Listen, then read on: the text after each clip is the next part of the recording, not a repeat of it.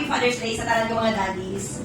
So, buong aga, ay hapon, gusto ko lang i-greet malang ako nga bana, wala dire. So, boss, Daddy Miss Carco, Happy Father's Day. Kung kiin ka man subong, ang amon nga nagsusuon ni Spark, ara, ginpermi sa inyo. So, layo ka man, pero always nga nag-magnet ang amon nga heart ni Spark sa imo. Halin dati sa mga biyuhan ay patas, na subong nga may Spark na ta, palangga, tayakon ka. So, mas naglabaw na din ang pagpalangga ko. Kung baga pa to the highest level na get. Kung dati, 100%, subong 1,000% kita ang pagpalangga ko sa inyo.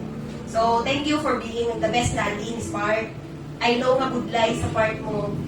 Budlay man sa part ko. Oh, gaway, man kasi. Siyempre, kay amo na gani.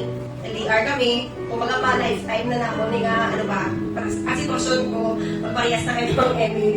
So, Happy Father's Day. Thank you so much sa sacrifice, sa love, ang mga pag-sacrifice, tanda sa pagpalangga sa amon ni Spark for the better future sa ating family, sa future man ni Spark. So, halong kada permi, always pray, aral lang si Lord na mag-guide sa imo, amo man kay Papa Ariel. So, sa tanan nga tatay, Happy Father's Day, palangga naman kamo. Aral lang kami na rin nga magulat sa pagbulit nyo.